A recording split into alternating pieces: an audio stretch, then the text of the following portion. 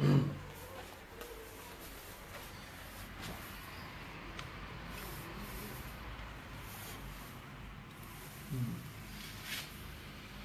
à toutes, bonjour à tous.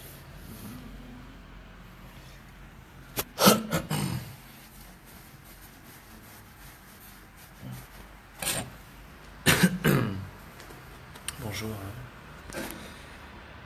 Ok. Bonjour, bonjour à toutes, bonjour à tous. Voilà.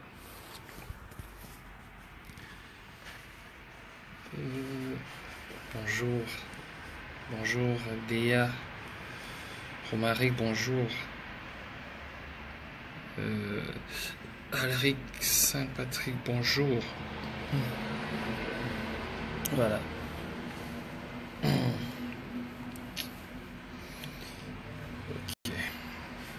Bonjour à tous, bonjour à toutes. Bon, donc je vais déjà saluer ceux qui sont là.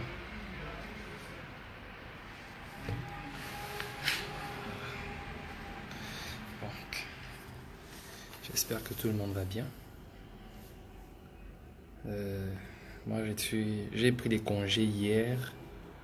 En principe, je serais en train de dormir à l'heure là. J'ai envie de me reposer en fait. Mais en fait, pour se reposer, il faut arrêter carrément le téléphone. Vous voyez, c'est-à-dire vous déconnecter de tous les réseaux et tout et tout et tout. Parce que si vous ne le faites pas, vous ne pourriez pas profiter de votre repos. Donc c'est Marceau qui me ramène encore sur la ligne, sur les réseaux sociaux, alors que j'avais dit que je devais rester un peu chez moi. Bon.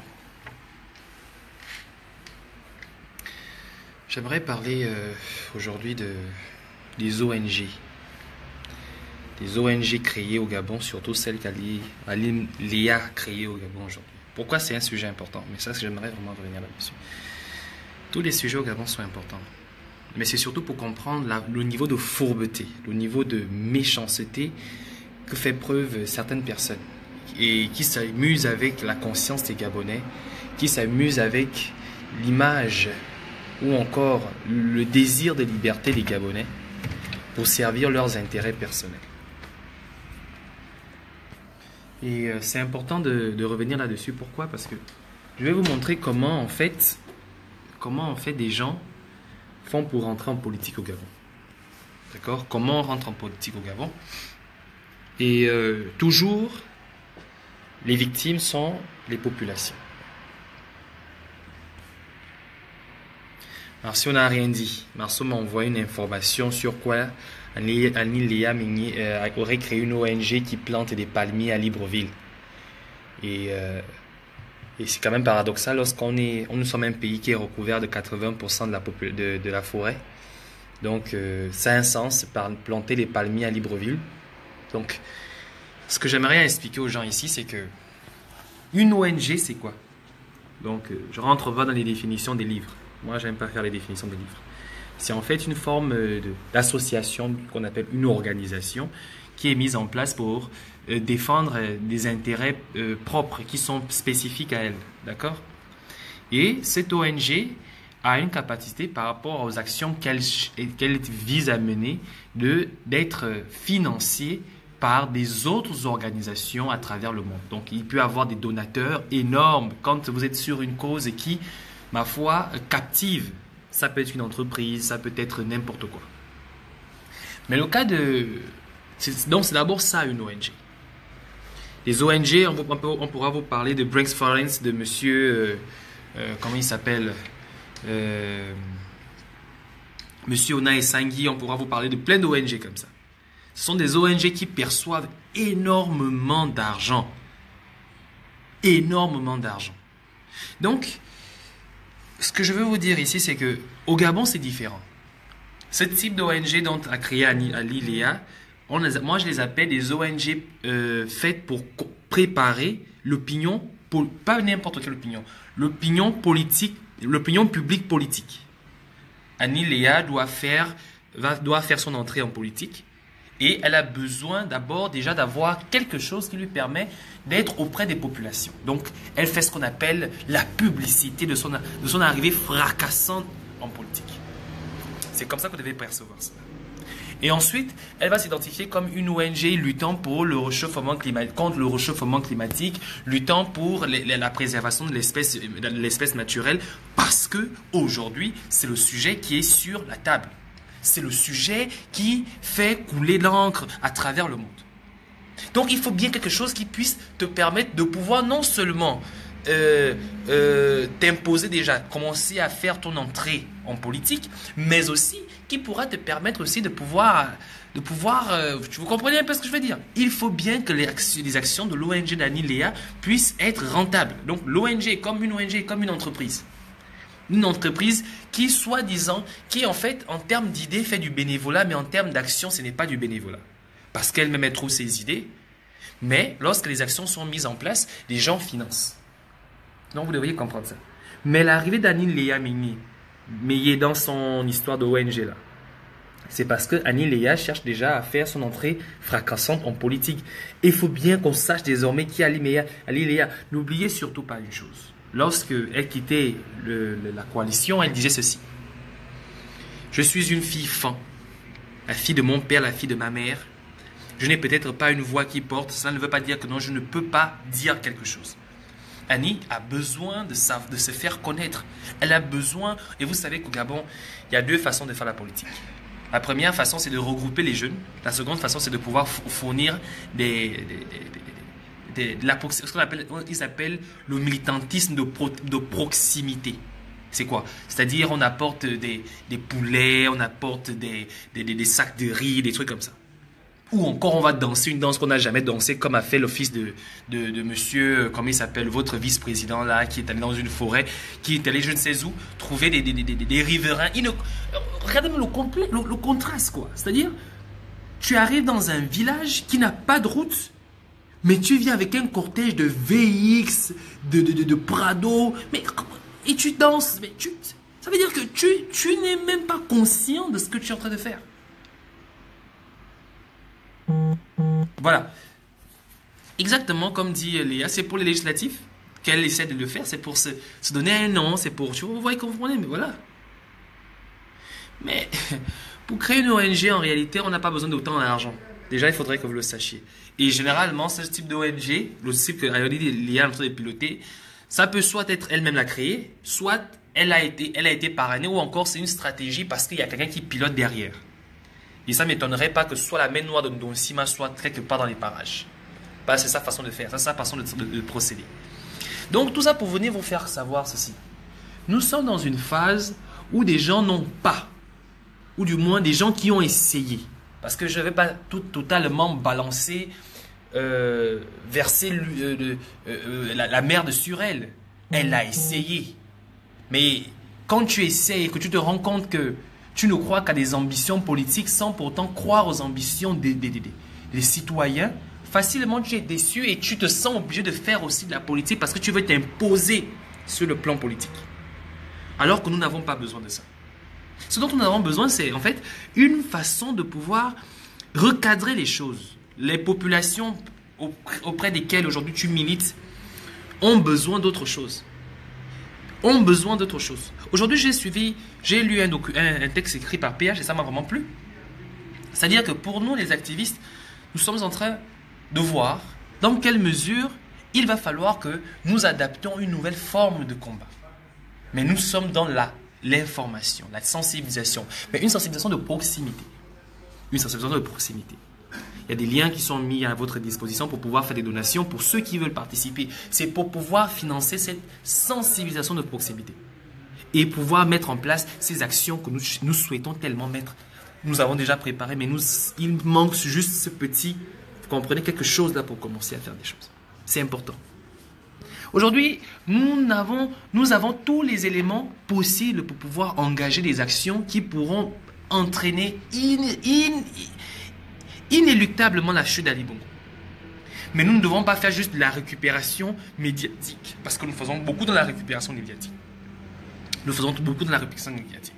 Tiens, Ali Bongo n'a pas donné des machins, payer les bourses. Tiens, Ali Bongo n'a pas payé les salaires. Tiens, Ali Bongo n'a pas payé les fonctionnaires. Ça, c'est de la récupération médiatique. Ça a un impact, c'est vrai. Mais ce n'est pas une action, ce n'est pas une... L'impact que ça aura, ce ne sera plus... Parce qu'on n'en a que ça, en fait. On ne fait que ça. Je ne dis pas que c'est du Congo ça, mais le Congo ça, chez nous, c'est une forme d'information, c'est une forme de véhicule de l'information. Une forme une manière de véhiculer l'information. Et ça, c'est très important à rappeler ça. Mais aujourd'hui, il va falloir que nous nous arrangions, et pour certains d'entre nous, nous sommes déjà en train de le faire, nous nous apprêtons à pouvoir donner une autre forme de combat, hein, une forme de résistance sur le terrain. Et c'est ce dont nous sommes en train de parler aujourd'hui. La propagande, l'information, le partage et tout ça, ça ne suffit plus. Aujourd'hui, il faut faire autre chose. Et quand je ne le dis pas, ce n'est pas pour dire que ça ne se fait pas. Quand je le dis, ce n'est pas pour dire qu'on n'y a pas pensé. On y pense, on prépare. Certaines actions ont déjà débuté, mais ce n'est pas encore assez. Ce n'est pas encore assez. Et dans ce type d'action aujourd'hui, ce sera beaucoup plus le citoyen sur le terrain qui va s'impliquer. Moi, depuis que je parle plus d'hommes politiques. Je considère qu'ils ont fait leur temps, ils ont fait ce qu'ils avaient à faire. Aujourd'hui, moi, je fais ce que j'ai à faire. Et ce que j'ai à faire aujourd'hui, hormis la proximité, c'est toujours de réfléchir dans quelle mesure ce que je peux lancer comme projet au Gabon peut avoir un impact. Ça, c'est important. Donc, les gens qui lancent des ONG, comme puisque c'est Marceau qui m'envoie l'info, les gens qui lancent des ONG, il faut comprendre que ce n'est pas de l'incohérence. Ça s'appelle de la communication de proximité. Mais surtout de communication de médiatique. Tiens, Ali Léa Meyen a planté un palmier, on fait une photo. Son ONG, c'est quoi? Je ne connais même pas le nom. Je ne me suis même pas intéressé sur le nom. Mais nous savons tous que c'est une entrée fracassante. C'est son entrée fracassante en politique. Annie Léa se prépare pour les législatifs. Vous comprenez? Et je vous le répète, ça ne m'étonnerait pas qu'il y ait la main noire de Ndonsima là derrière. Parce que ça ressemble du pur Ndonsima. Vous comprenez? C'est exactement ça. Mais maintenant, qu'est-ce qui peut animer les gens à faire ce genre de choses? Ça, ce sont des questions qu'on peut se poser. Mais qu'est-ce qui peut emmener des gens à faire ce type de choses-là? Pourquoi des gens peuvent être aussi incrédules? Les gens peuvent être aussi insensibles aux réalités des populations? C'est tout simple. Qu'est-ce qui se passe pour le cas d'Annie? Je vous dis qu'Annie a fait une lutte pour le Gabon, mais elle a utilisé l'outil politique. Et l'outil politique, quand tu es déçu, tu ne trouves pas ton compte, ce que tu cherches à faire, c'est plutôt de créer maintenant ton parti politique ou encore de changer de veste comme a fait Tata Huguette. Elle a commencé avec, je sais pas moi, avec Chantal Mimboto. Après Chantal Mimboto, elle se retrouve... Non, elle a commencé avec Patience Zabani. Patience Zabani, elle se retrouve avec Chantal Mimboto. Chantal Mimboto, elle se retrouve dans la coalition. La coalition, elle se retrouvait maintenant... Aujourd'hui, elle se retrouve du côté de la DTE. Après la DTE, c'est du côté de Ndonsima. Donc, en fait, elle est dans... C'est justement parce que son point de vue, son action, son combat reste purement politique. Il n'y a rien de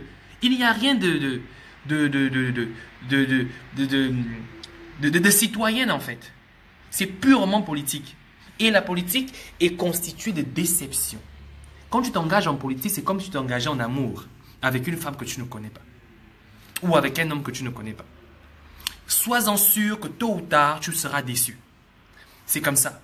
Et voilà pourquoi on met toujours en exergue, en amour, en relation, la première chose à apprendre, c'est le pardon. La capacité de pardonner.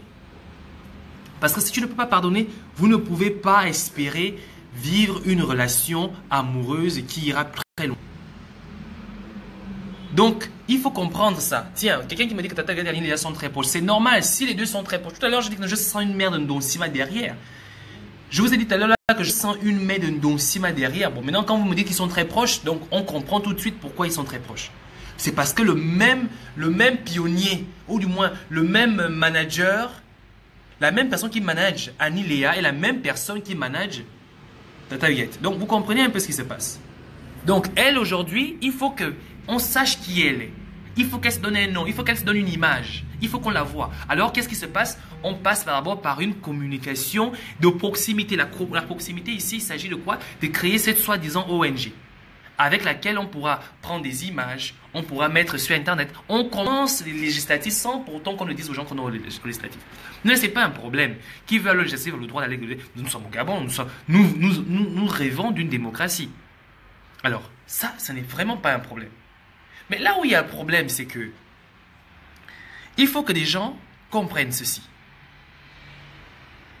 Nous avons un objectif à atteindre. L'objectif ne sera pas facile. Dès l'instant que les personnes sur qui, à un moment donné, on s'est appuyé, semblent aujourd'hui montrer ou démontrer leur faiblesse. Nous voulons atteindre un objectif. Nous devrions aujourd'hui opter pour d'autres stratégies, d'autres façons de faire les choses. La politique fait ce qu'elle a à faire. Les résistants, dits résistants, font ce qu'ils ont à faire. Ça, c'est très important. Parce que quand les gens viendront nous prendre des exemples tels que oui, Mandela ceci, Mandela cela, attention. Attention. Vous avez Jean Ping qui a fait 1 an et demi chez lui à réfléchir comment il peut trouver une solution politique. Mandela, lui, il a fait 25 ans en prison. Mais avant d'aller en prison, n'oubliez pas que c'était un syndicaliste qui œuvrait dans des actions de terrain, des actions précises à déstabiliser, des actions de boycott, des actions de sabotage. Et aujourd'hui, vous allez vous poser la question de savoir qu'est-ce qui soudainement non seulement a permis de garder Mandela en vie, mais soudainement a fait en sorte que les Anglais puissent, ou faire en sorte que les Occidentaux puissent finir par baisser les bras. Mais c'est simple. Ils ont compris que cette situation morose ne permettait plus à l'Afrique du Sud de pouvoir avancer.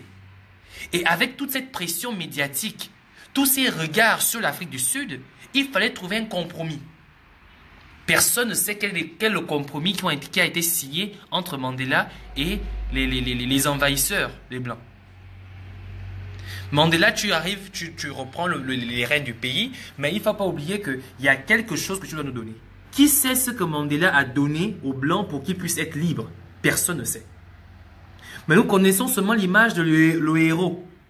Mais moi, je vous donne une information. Mandela a donné aux Blancs l'autorisation de pouvoir exploiter l'or de l'Afrique du Sud et de le caserner dans la Banque d'Angleterre. Donc, les Anglais continuent à exploiter l'or tranquillement. L'or d'Afrique du Sud et donc l'or, le diamant et le caserner dans les banques anglaises. Et c'est l'une des raisons pour laquelle les choses se sont aussi bien passées en fait.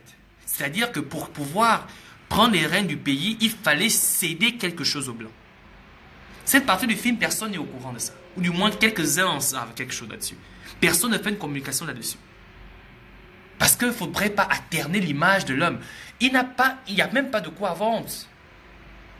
Dans ce type de combat, ne vous attendez pas à une entente où seul vous alliez gagner. Non.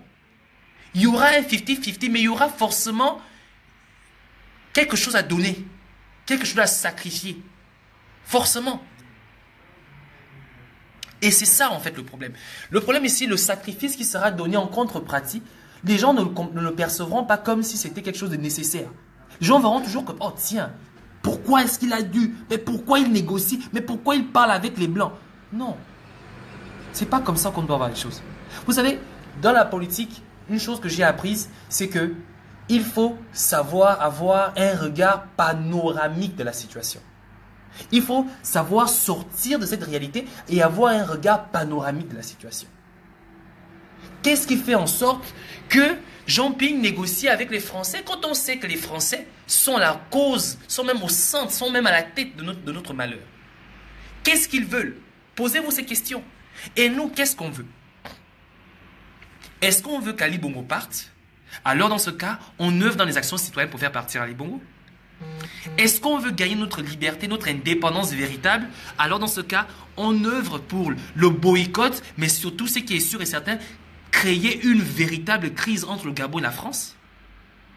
Ou est-ce qu'on veut faire les deux? Alors dans ce cas, on va vraiment perdre beaucoup de temps parce que vous ne pouvez pas suivre deux lièvres à la fois.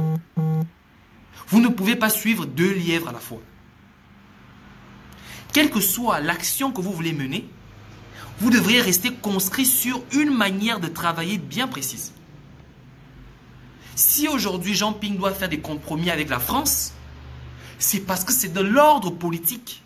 Bien que la France nous ait mis dans cette situation, mais et que Jean Ping estime qu'il faut des compromis pour pouvoir atteindre des objectifs, c'est de l'ordre politique. Des gens qui, je vois des textes, des posts, ah tiens, Jean Ping, mais qu'est-ce qu'il fait? Mais franchement, il se prend pour qui? Hein, il négocie avec la France, il va supplier aux Français. Vous pensez que Mandela a pris le pouvoir en Afrique du Sud parce que le peuple, les Blancs ont simplement décidé de lui donner comme ça? Mais qui vous a raconté ça? Vous a menti? Il y a eu des compromis qui se sont mis des accords qui sont signés. Si tu prends le pouvoir, tu me laisses au moins la possibilité de pouvoir continuer à exploiter mes minerais d'or, mes minerais de diamants. C'était ça les compromis. Et toutes les richesses de ce pays ont été stockées dans les banques en Occident.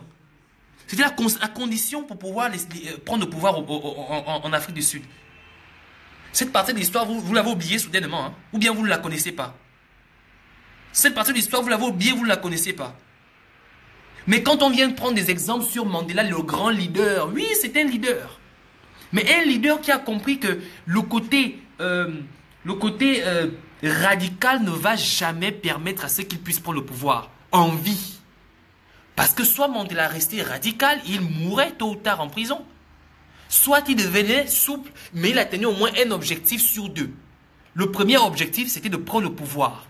De pouvoir réinstaurer un certain nombre de choses. Même si on sait que derrière, il y avait des compromis, mais au moins prendre le pouvoir déjà. Donc c'est stratégique. Chaque chose en son temps. Chaque chose en son temps. Être radical, lui, Jean Ping négocie avec le... Mais arrêtez. Arrêtons de nous comporter comme des enfants. Si vous ne comprenez pas la politique, ne faites pas de la politique. Si vous n'êtes pas prêt à supporter la politique, ne faites pas la politique. Je vous dis que la politique, c'est comme une relation entre hommes et femmes. C'est pas donné à n'importe qui d'avoir une femme. C'est pas donné à n'importe qui. C'est pas n'importe qui peut dire que je peux avoir une femme chez moi. C'est pas n'importe qui. Parce que pour avoir une femme, il faut trois choses. Soit tu fermes la bouche, tu fermes les yeux et tu gardes les oreilles ouvertes. Parce que c'est ça en fait. Si tu veux avoir une femme, tu fermes ta bouche, tu fermes tes yeux et tu gardes tes oreilles ouvertes. Parce que si tu suis ce qu'une femme dit, si tu regardes ce qu'une femme fait, ou si tu dois répondre à chaque fois qu'une femme pose un acte, sache que ta relation n'ira pas loin. En politique, c'est la même chose. Il faut beaucoup écouter avant de réagir. Soyez très... En fait, apprenez à avoir un niveau de recul extrême. Et ça, personne ne veut comprendre ça. Tout le monde est dans le fanatisme insensé. Ah, Jean Ping est en train de traiter avec les Blancs. Moi, ça n'a rien à voir. Vous êtes sur un combat qui a deux fronts. Et vous n'avez pas assez d'effectifs pour pouvoir lutter sur les deux fronts. Il va falloir que vous puissiez vous décider. Soit vous gagnez la bataille de gauche et vous pourriez peut-être engager celle de droite plus tard. Soit vous optez sur la bataille de droite et vous pourriez essayer de négocier sur celle de gauche plus tard. C'est comme ça qu'on met les forces en pratique. C'est comme ça qu'on s'organise. Parce que notre lutte, c'est ça. La question de la France est une lutte africaine, panafricaine. Le problème de la France en Afrique est une lutte panafricaine. C'est une lutte de longue haleine et c'est une lutte qui prendra beaucoup de temps. Mais la chance que nous avons, c'est qu'aujourd'hui, les forces vives africaines tout le monde est là-dessus. Par contre, le départ d'Ali Bongo, ce n'est pas une lutte panafricaine. C'est une lutte nationale. Ça veut dire qu'il n'y a que les Gabonais qui pourront faire partir Ali Bongo. Peut-être c'est le discours qu'on ne vous a pas donné, mais moi je le donne aujourd'hui. Le problème de la France, c'est un problème panafricain. Ça veut dire que c'est un problème politique, en d'autres termes. C'est un problème politique. D'où on ne peut utiliser que des outils politiques.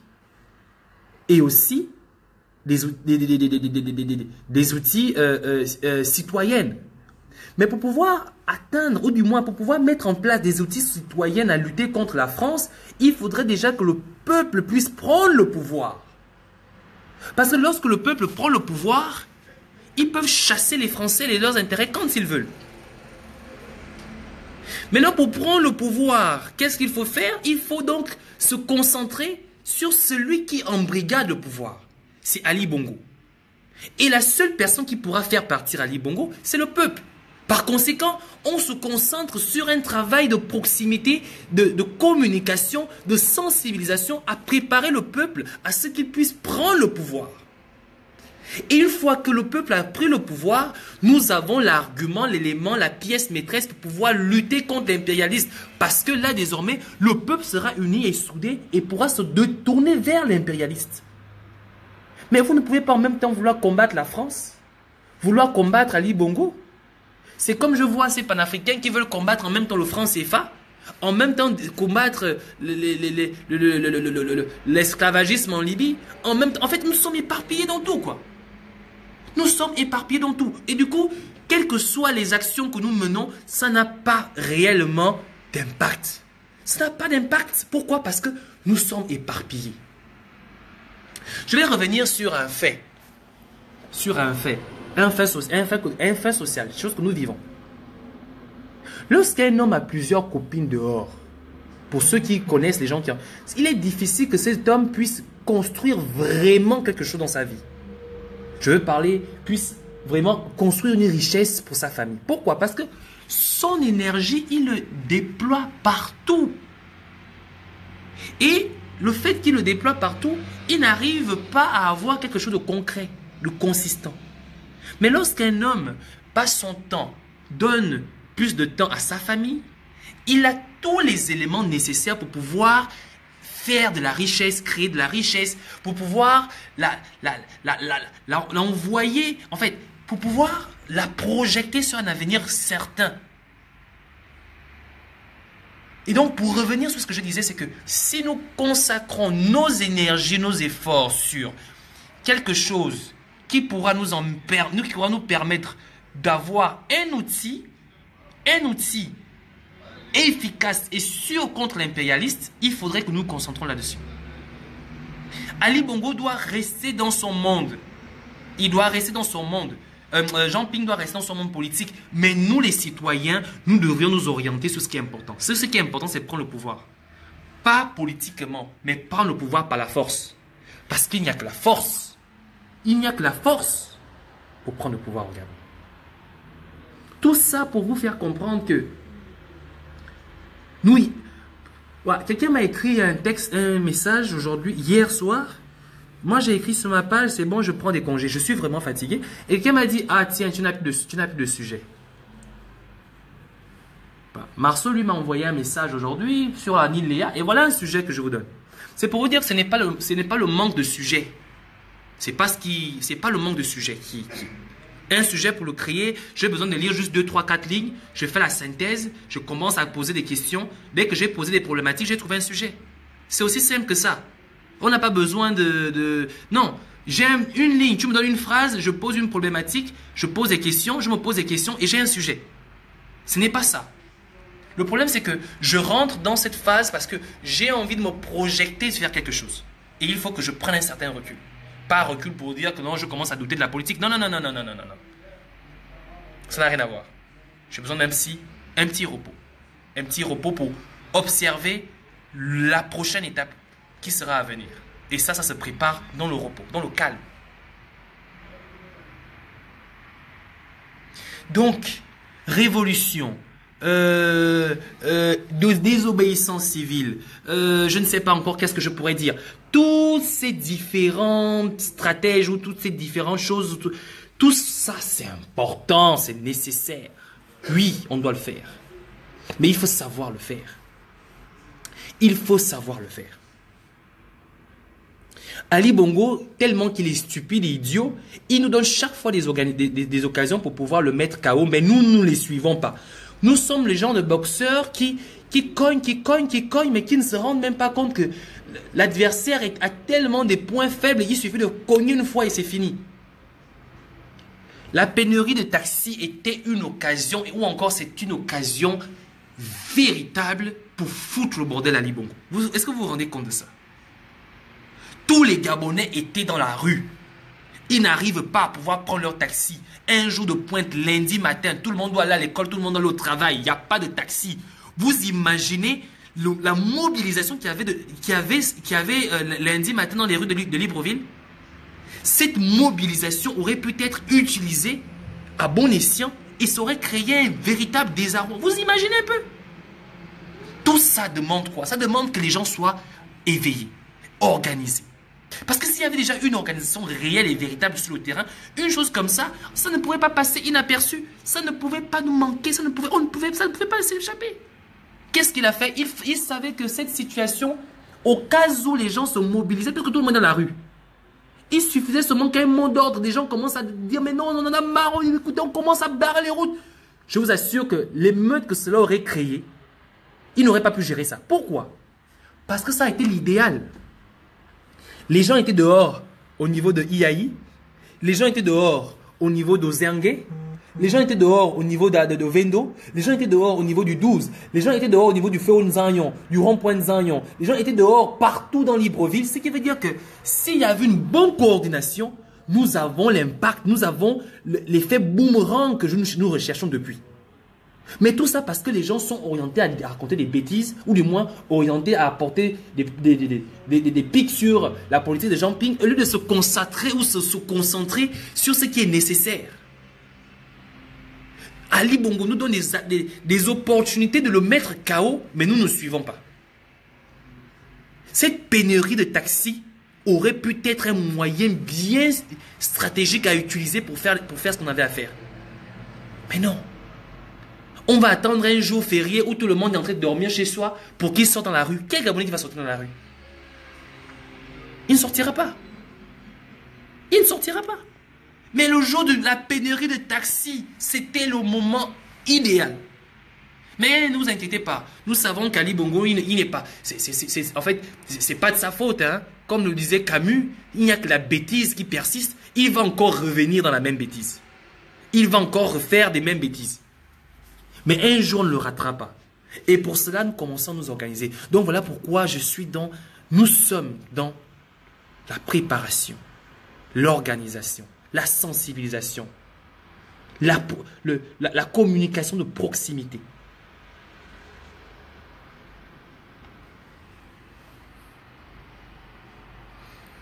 Bon. Aujourd'hui, quand même, je vais répondre à des messages. Des messages, hein, je vais quand même répondre. Hein. Il y a monsieur Bakindo qui me pose la question, et toi tu attends quoi? Mais toi tu attends quoi? Toi tu me poses la question à moi, mais toi tu attends quoi? Hein?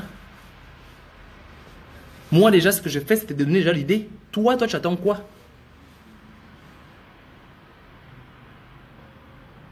Hein? Moi je te donne l'idée que la pénurie de taxis aurait pu permettre de créer un effet boomerang. Moi, je donne cette information-là. Mais toi, tu attends quoi? Tu fais quoi? Hein, monsieur Barkindo, Bello. Toi, tu attends quoi? Hein? Voilà les gens qui pensent que le combat du Gabon, c'est pour certains et non pour d'autres. Toi, tu attends quoi? N'importe quoi. Donc, c'est pour vous faire comprendre qu'il est temps que les gens essayent de comprendre la nécessité à pouvoir apporter une information de proximité. Nous aurions souhaité que les hommes politiques nous donnent leurs outils de communication, leurs outils de transport, des moyens de transport pour pouvoir le faire. Mais comme ils ne peuvent pas, nous essayons de trouver une autre façon, d'autres manières pour pouvoir nous-mêmes le faire. Parce que libérer le Gabon, il n'est pas l'affaire d'une personne, c'est l'affaire de tout le monde. C'est l'affaire de tout le monde. Et une bonne communication de proximité est largement nécessaire pour atteindre les objectifs que nous voulons atteindre. Donc, c'est très important. Arrêtons avec l'affaire politique. Jean-Ping n'apportera pas une solution, une solution d'insurrection au Gabon. Jean-Ping, il travaille sur une solution politique. Parce que c'est un politicien, donc il doit faire des compromis, qui vous le vouliez ou pas. Moi, je ne suis pas un partisan de Jean-Ping. Mais moi, je refuse aussi de balancer l'anathème sur des gens parce qu'il faut le faire. C'est un politicien, ses atouts encore, sa façon de voir les choses, sa façon de travailler, est typiquement diplomatique, typiquement politique. Et en politique, on parle de compromis. Tu veux le pouvoir, tu me donnes quoi? Mais ce que Jean-Pierre vous donnera, il ne vous le dira jamais. On vous dira seulement que la France a fini par accepter de... Mais qu'est-ce qu'il a donné? On ne vous le dira jamais. C'est comme l'affaire de Mandela. Tout le monde pense que Mandela a pris le pouvoir en Côte d'Ivoire, en Afrique du Sud, parce qu'il a fait 25 ans en prison. Les Blancs n'avaient rien à foutre qu'il fasse même 50 ans en prison, il n'avait rien à cirer. Mais ce qui est important, c'est que cette situation a tenu l'Afrique du Sud dans une crise énorme. Comme au Gabon aujourd'hui. Vous pensez qu'on essaie de trouver des compromis pour pouvoir amener Jean-Pierre à négocier avec Ali Bongo? C'est pourquoi? C'est parce que la situation laisse le pays dans un état invraisemblable de crise. Et cet état de crise est vraiment à notre avantage. Et une fois que cette crise est bien organisée, bien étudiée, bien utilisée, on peut faire ce qu'il y a à faire. On n'aura pas à casser, mais je vous assure que ce qu'Ali Bongo refuse, c'est qu'il y ait autant de monde dehors. Vous imaginez que dans tout Libreville, les gens étaient dehors. Dans tout Libreville, les gens étaient dehors. Dans tout Libreville, les gens étaient dehors. Ça, c'était le moyen, le moment. Mais parce qu'il n'y a pas une communication. Nous n'avons pas une stratégie de communication, d'information, une stratégie d'éveil de conscience, de proximité, une stratégie d'organisation au niveau sur le terrain. Voilà pourquoi les occasions, comme ce qui s'est passé lundi, nous échappent. Parce que les effectifs d'Ali Bongo ne peuvent pas maintenir les gens d'Ovendo qui sont en train de vouloir aller au travail, à l'école, à leurs occupations. Les gens de Carrefour SNI, de IAI, de Sogatol, j'en passe. Ils ne peuvent pas les contrôler. Ils ne peuvent pas parce qu'ils n'ont pas les moyens pour ça. Ils n'ont pas les moyens, ne fût-ce que ce soit des effectifs où ils n'ont pas les moyens. Mais lorsque nous avons une situation comme ça, bien organisée, avec une stratégie d'enfer bien préparée, vous pensez qu'Ali Bongo pourra nous supporter? Il pourra tenir? Tout ça, ça revient à comprendre que finalement, l'information de proximité, aller parler aux populations, préparer les gens est nécessaire. Voilà la véritable, voilà comment devrait être notre lutte. Voilà vers où elle devrait être orientée. C'est là-dedans, c'est là-dessus, c'est sur cet objectif-là qu'elle devrait être orientée. Que ceux qui font la politique, on leur laisse faire la politique. Que nous, le peuple, que tous les activistes soient orientés sur le peuple. Le peuple est la clé de tout. Le peuple est la clé de tout. Vous ne pouvez pas demander une désobéissance civile à un peuple qui ne connaît même pas ce que c'est la désobéissance civile, qui ne connaît même pas l'impact que peut avoir la désobéissance civile.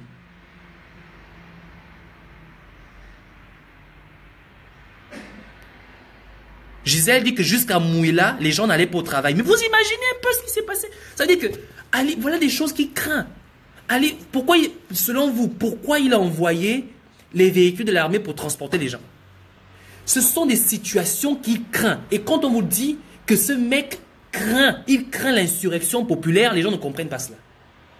Ali Bongo a les armes pour pouvoir tirer, pour pouvoir placer des tireurs embusqués. Comment vous dites ça, tireurs en embuscade, voilà, à pouvoir placer des tireurs en embuscade pour tirer sur les Gabonais. Mais Ali Bongo ne peut pas armer toute l'armée pour essayer de maintenir les Gabonais dans leur maison. Il ne peut pas le faire. Il n'a pas les moyens pour ça. Il n'a pas les moyens pour ça. Ce qui se passe, c'est que quand vous envoie un camion de gendarmes, il y a peut-être 2 ou 3 personnes qui sont armées dedans, c'est pour tirer dans le tas. Mais le reste, c'est des batraques qu'ils ont. Il n'y a rien. Maintenant, vous avez votre raison. On veut aller au travail. On veut aller au travail. Mais il s'avère que nous n'avons pas de moyens pour pouvoir nous déplacer. Sougatra a été vendu. Il n'y a plus de bus pour pouvoir transporter les Gabonais. Les taximans revendiquent le droit de pouvoir avoir une chance de pouvoir vivre de leur travail. Comment se justifier une augmentation du prix du carburant sans aucune justification? Vous avez une raison. Mais qu'est-ce que le gars fait? Il vous envoie les taxibus à l'effigie Ali. C'est Ali le super-héros. Le Superman des Gabonais qui vient vous sauver pour vous amener au travail. C'est-à-dire qu'il se sert de cette situation même encore pour faire une communication autour de lui. Vous avez entendu que Jean-Pierre vient vous prendre pour aller au travail. Eux, ils sont chez eux. Hein? Ils ont leur 4x4, leur VX et autres. Ils sont chez eux. Mais moi, je vous envoie les taxibus. Tout ça pour vous faire croire que cette situation que vous vivez, il n'est pas responsable. Mais il est responsable. Posez la question à Ali Bongo, pourquoi il a augmenté le prix du carburant quand on sait que le prix des matières, le prix du baril de pétrole a chuté? Pourquoi le prix du carburant va augmenter? Ça a un sens. Donc si tu payes un sac de farine, le sac de farine qui coûtait 1000 francs, tu le payes à 500 francs, tu vas vendre le pain à 250 francs. Est-ce que ça a un sens? Posez la question à Ali Bongo. Ali Bongo a besoin de se faire de l'argent de tous les moyens pour pouvoir continuer à payer les salaires, pour pouvoir continuer à payer, faire ces détournements, continuer à payer ces milices pour tirer sur le peuple gabonais. Et ça, il vous donne l'occasion de pouvoir vous révéler. Mais ce n'est pas de votre faute. Je ne peux pas dire que les Gabonais sont bêtes parce qu'ils n'ont pas pu. Non, parce qu'il n'y a pas une communication de proximité. Il n'y a pas une information de proximité. Il n'y a pas une...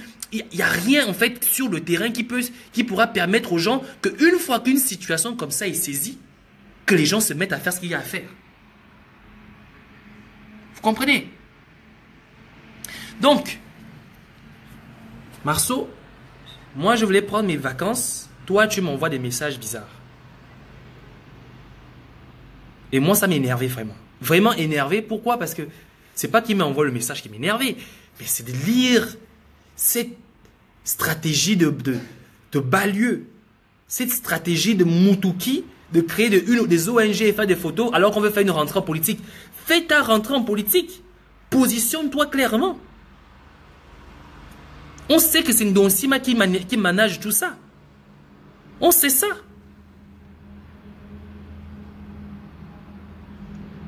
Alors, c'est tranquille, moi ça me dérange pas. Si tu veux aller en politique, va en politique. Mais arrête de te servir du peuple gabonais pour faire tes manigances. Regarde, je t'explique. Au Gabon, s'il y a une chose qu'on ne peut pas planter, c'est des arbres. Ça n'a aucun sens de planter des arbres au Gabon. Tu vas seulement du côté du PK7, du PK8, du PK9, du côté de plein ciel, du côté de Vendo. Tout ça là, c'est que des arbres fruitiers. Les Gabonais ne veulent même plus planter, ça pousse seul. Ça pousse seul. Ton ONG n'a aucun sens. Ça n'a aucun sens. Si c'est pour planter des arbres, ça n'a aucun sens. Trouve autre chose. Ok?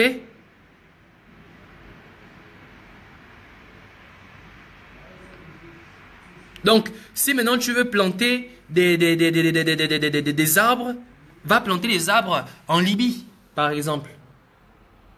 Va planter les arbres sur la frontière du Cameroun. Va planter les arbres au Cameroun parce qu'au Cameroun, il n'y a plus de forêt. Vous savez qu'au Cameroun, il n'y a plus de forêt quasiment. Au Cameroun, il n'y a plus de forêt. Les mecs qui se sont lancés dans l'agriculture à un niveau où il n'y a plus de forêt. Va planter les arbres au Cameroun. Mais ne viennent pas nous planter les arbres. Chez nous, on n'en a pas besoin, on en a trop déjà. Si tu veux ouvrir une ONG ou tu veux mettre en place une ONG, ben écoute, c'est bien, c'est une bonne chose. Tu peux créer une ONG pour pouvoir souvenir. Voilà. Et encore, ce qui est drôle dans l'histoire, c'est que ces gens, lorsqu'ils lancent des actions politiques, ils ne font jamais rien qui puisse apporter quelque chose de nécessaire à la nation. Il y a des enfants qui ne vont pas à l'école. Crée une ONG dans ce sens-là. Il y a des femmes qui accouchent à même le sol. Crée une ONG dans ce sens-là. Le Gabon n'arrive pas à se développer dans le domaine agricole. Crée une ONG dans ce sens-là. Des enfants de la rue, ça traîne partout dans Libreville. Crée une ONG dans ce sens-là. Voilà des véritables ONG qui peuvent avoir un impact dans la société. Pas planter des arbres, on n'en a pas besoin. Si tu veux planter, si tu veux faire l'agriculture, tu vas au Yem ou à Bitam. Ok? Donc, un peu de cohérence dans ce que vous faites. Un peu de cohérence. Un peu de cohérence.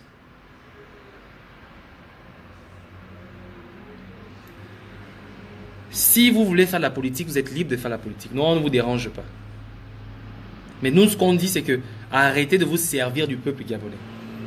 Parce que désormais, vous allez avoir des gens comme nous qui viendront à chaque fois s'opposer et vous dire ce qu'il y a à dire. Des gens comme nous, moi je ne vais jamais me fatiguer. Je vais me reposer un peu, mais je ne vais jamais, alors là, jamais me fatiguer à vous dire ce que je pense. Je viendrai toujours vous démontrer par des petites démonstrations A plus B que vous êtes des idiots, que vous êtes des menteurs, que vous ne valez absolument rien. D'accord? Bon, maintenant, je vais juste passer un petit message et je vais finir par là. Un souhait.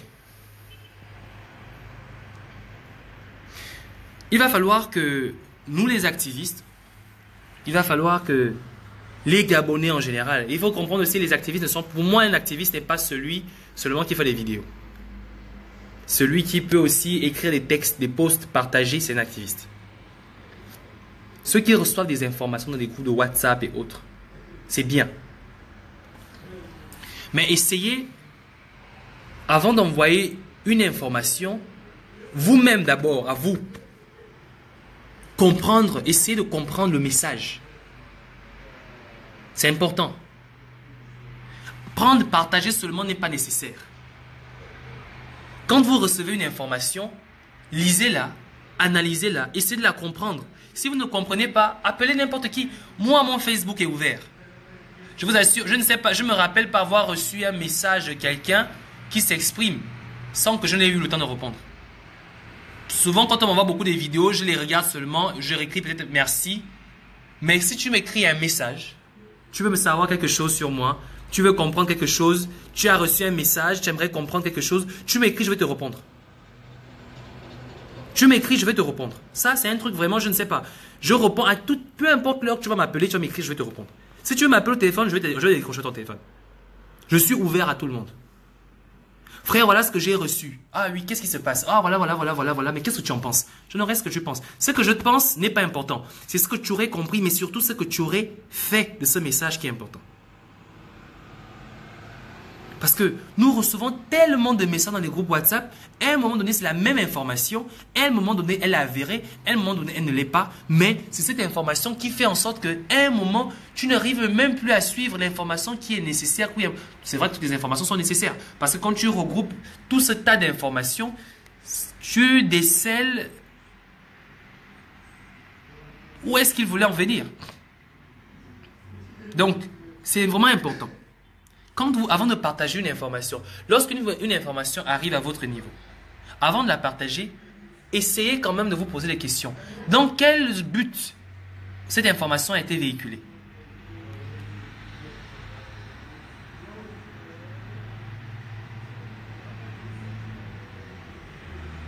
Donc c'est très très important. Il faut que les gens comprennent que c'est nécessaire que les gens commencent à comprendre que dans cette histoire-là, dans cette lutte-là, nous sommes ensemble, tous ensemble. Tous ensemble. Nous devons travailler ensemble. Nous devrions échanger ensemble. Nous devrions construire ensemble. Parce que le Gabon, c'est pour nous tous. Le Gabon, c'est pour nous tous. Et aujourd'hui, lorsque nous nous sacrifions, nous faisons des vidéos à visage découvert, avec nos noms, on nous interdit de rentrer chez nous, c'est pas parce que nous avons tant peur d'Ali Bongo, non. C'est parce que nous avons peur, en fait. Ma peur, c'est pas contre Ali Bongo. En fait, si je vais pour Gabon, c'est pas parce qu'Ali Bongo va m'emprisonner. Si je vais pour Gabon, c'est parce que si Ali Bongo m'emprisonne, je ne pourrai plus continuer à lutter pour mon pays. C'est ça qui me fait peur. Lorsque je prends mes congés, quand je dis que je rentre en congé, quand Marceau m'envoie le message, je me dis, ma peur, en fait, c'est que les gens pensent que je ne peux plus continuer à lutter. Alors qu'en fait, tant que le Gabon n'est pas libre, je vais continuer à lutter. Et même quand il sera libre, je continuerai à informer les gens. C'est ça en fait ma peur. Ma peur, c'est pas tant qu'on me mette en prison. C'est savoir que je serai en prison et je ne pourrai plus rien faire pour mon pays. C'est-à-dire que quand je voyais Hervé Mambo sillonner tout Libreville par chaque jour, prendre ses forfaits, filmer, faire des vidéos pour informer le peuple, sa peur n'était pas qu'il se fasse arrêter. Sa peur était qu'on puisse ne plus lui permettre de faire ce qu'il faisait. Et c'est la même chose avec moi. C'est la même chose avec certains, les autres activistes, je crois. Ce n'est pas que de rentrer qui fait peur. Ce qui fait peur, c'est que tu ne puisses plus faire ce qui est nécessaire, ce qui a un sens. C'est ça en fait la peur. Et aujourd'hui, je suis heureux et fier de savoir qu'il y a des gens aujourd'hui qui s'engagent là-dedans. Chaque jour. Chaque jour. C'est vrai qu'au début, c'est un peu difficile, mais avec le temps, on commence à savoir comment faire les choses. Apprenez à discuter avec les gens. Ouvrez les débats. N'ayez pas peur d'avoir tort. N'ayez pas la rage de toujours avoir raison. Échangez avec les gens. Parlez avec les gens. Discutez avec les gens.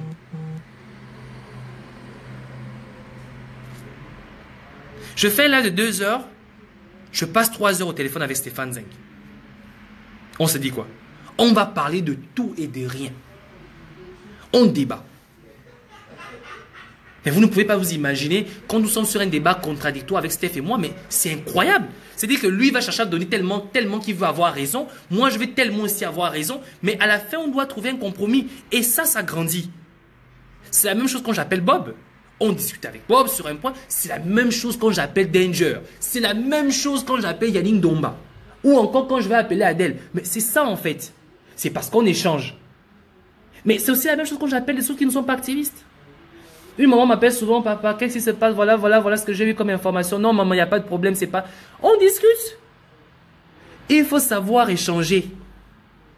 Quand tu vas commencer dans l'activisme, commencez par échanger. Commencez par discuter là-dessus. Parler, échanger. C'est important. Pourquoi? Parce que ça te permet de te préparer au débat contradictoire. En fait, le débat contradictoire est très important parce que ça te permet de comprendre ce que tu n'avais peut-être pas compris et de voir les choses autrement. Donc, c'est un peu ce que j'aimerais dire, je voulais dire aujourd'hui. Moi, je voudrais vraiment que tout le monde fasse la résistance. J'aimerais vraiment que tout le monde fasse la résistance. Et ça, c'est très important pour moi. J'aimerais vraiment que tout le monde fasse la résistance. J'aimerais que tous les Gabonais fassent la résistance. Tous les Gabonais s'investissent dans la résistance. Parce que on ne peut pas le faire tout seul. On ne peut pas tout seul. On a besoin de vous. Ne vous dites pas que non, c'est réservé seulement à eux. Non, non, on a besoin de vous. C'est même pas on, c'est le Gabon qui a besoin de vous. Vous comprenez un peu ce que je vous dis. Ma peur n'est pas qu'Ali Bongo me mette en prison. Ma peur est de ne plus pouvoir faire ce que je fais. C'est ce qui me fait peur en fait. Et quand je dis je vais prendre des congés, en fait il faudrait que j'arrête mon téléphone. Mais c'est impossible parce que...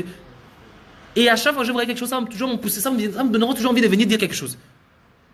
Parce que je sens qu'il faut continuer à informer, il faut continuer à sensibiliser, il faut continuer à parler aux Gabonais, il faut continuer, il ne faut pas s'arrêter. Parce que ce qui est important, c'est que c'est comme l'école. La connaissance, c'est la science de la répétition. Tu dois répéter à chaque fois. Ce n'est même plus nécessaire de continuer à insulter les Gabonais. Oh, ils sont bêtes, oh, ils sont machin. Non, non, non, non, non, non, non, non, non, non. Les Gabonais ont peur. Ils ont peur parce que personne n'est là pour les rassurer. Personne n'est là pour leur donner les bonnes solutions, leur ouvrir la voie, leur montrer ce qu'il faut faire. Ça veut dire qu'on peut jouer un rôle là-dessus. On peut jouer un rôle là-dedans. Et c'est ce rôle-là que j'essaie de jouer.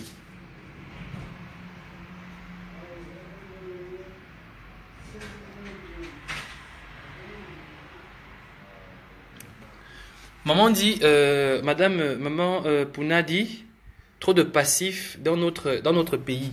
Ils ne sont pas passifs. Les Gabonais ne sont pas passifs. Ils ne savent seulement pas quoi faire. Ils ont besoin qu'on leur montre la voie. Les Gabonais ne sont pas peureux. Il y a la peur en fait. Un homme sensé doit avoir peur. Un homme qui n'a plus peur, c'est quelqu'un qui n'a plus de sens. C'est un fou en fait. Un homme sensé doit avoir peur. Quand un homme n'a plus peur, c'est que vraiment là, c'est mauvais, en fait. Si tu es face à un homme qui n'a peur de rien, c'est un danger. Alors, si les Gabonais ont peur, c'est parce qu'ils sont sensés. Mais maintenant, il faudrait leur montrer la voie. Il faudrait les orienter. Il faudrait guider cette peur.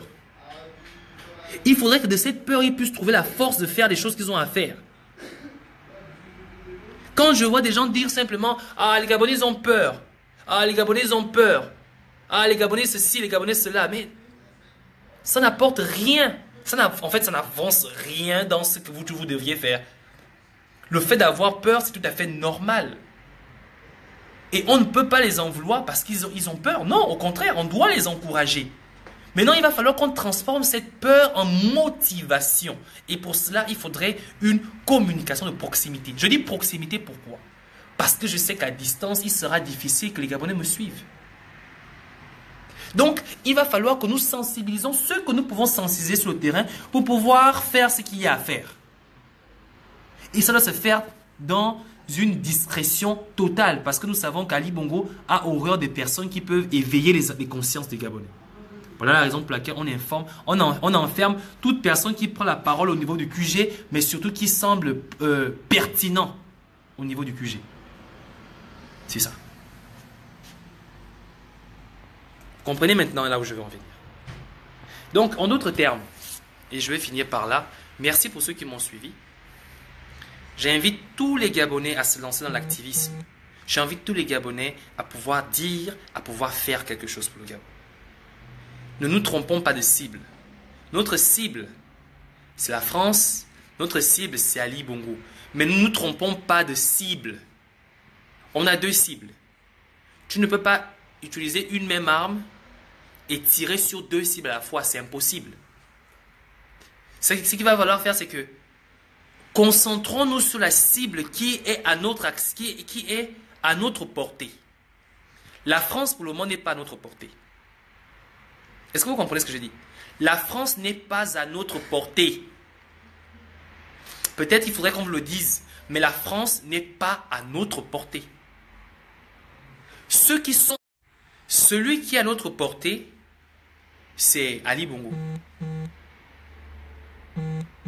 Ali Bongo, lui, il est à notre portée. La France, elle n'est pas à notre portée. Vous comprenez? La France n'est pas à notre portée. Celui qui est à notre portée, c'est Ali Bongo. Lui, il est à notre portée. Lui, sur lui là, on peut organiser des choses. On peut mettre ensemble des choses qui vont nous permettre de pouvoir atteindre nos objectifs. Mais la France, elle n'est pas à notre portée. Non, non, non, non, non, elle n'est pas à notre portée. Pour que la France soit à notre portée, il faudrait que nous puissions prendre le pouvoir au Gabon. Parce que si la France n'arrive plus à gérer le Burkina Faso, c'est parce que il est clair que c'est le peuple qui a pris le pouvoir au Burkina Faso, bien que la France vienne mettre encore une marionnette. On ne vous a pas montré la partie où on a lapidé Macron dehors, dans les rues du Burkina Faso. On ne vous a pas montré ces vidéos-là. Il a été lapidé. Il est venu faire son mariole à l'université, mais dehors, on l'a lapidé. Un peuple qui est comme ça, il peut toujours faire face à la France. Mais un peuple qui ne peut même pas prendre le pouvoir dans son propre pays, comment vous allez prendre le pouvoir auprès de la France? C'est les questions qu'on doit se poser. Donc ne nous trompons pas de cible. Jean Ping fait la négociation d'homme politique, c'est son affaire, c'est son niveau, c'est à son niveau, c'est à son droit. Ce sont ses outils qu'il utilise. Maintenant, nous faisons notre combat à notre niveau. Ali Bongo, c'est notre viande. Ali Bongo est notre viande, c'est notre poulet rôti, on va le bouffer. Parce que lui, il est avec nous en Gabon. La France est encore loin. Ali Bongo, il est avec nous. Et nous devons nous organiser à manger ce poulet-là. Lui, c'est notre viande, Ali Bongo. Et c'est ça, là, c'est la véritable cible des Gabonais. Ali Bongo n'aime pas savoir que vous êtes dans la rue. Voilà pourquoi il s'est précipité à vous envoyer des bus pour vous envoyer à l'école. Parce qu'il savait que si les gens restaient longtemps dans la rue, ça pouvait créer une situation. On l'a appelé, non, fais vite quelque chose, trouve une solution. même si c'est à perte pour l'État. Parce que lorsque les effectifs de l'armée se réunissent pour transporter des gens à l'école, c'est le carburant de l'armée, c'est le carburant de l'État qui part gratuitement. Donc ça n'a rien de rentable pour l'État gabonais. Ça n'a rien de rentable pour Ali Bongo. Mais il est obligé de le faire pour éviter les gens dans les rues. Donc c'est pour vous dire ceci. La pénurie de taxis est un bon moyen pour nous de faire ce qu'il y a à faire. Parce qu'il ne peut pas contrôler tous les points de ramassage de Libreville. Il ne peut pas les contrôler. Il ne peut pas les contrôler. Et il le sait. Donc, orientons-nous sur une lutte qu'on peut gagner. Pour le moment, la France n'est pas à notre portée. Vous comprenez? Pour le moment, là, la France, là, c'est pas pour nous. Le poulet d'Ali Bongo, lui, il est à nous. Vous comprenez? Il faut qu'on en fasse une affaire personnelle. Donc, merci pour ceux qui m'ont suivi. Ceux qui veulent partager, partagez. D'accord? Mais il faudrait surtout rester dans la cohérence. Rester dans la cohérence. Alors, je vous souhaite de passer une excellente soirée, une excellente matinée ou une excellente journée, je ne sais pas. Ciao, merci pour ceux qui étaient connectés.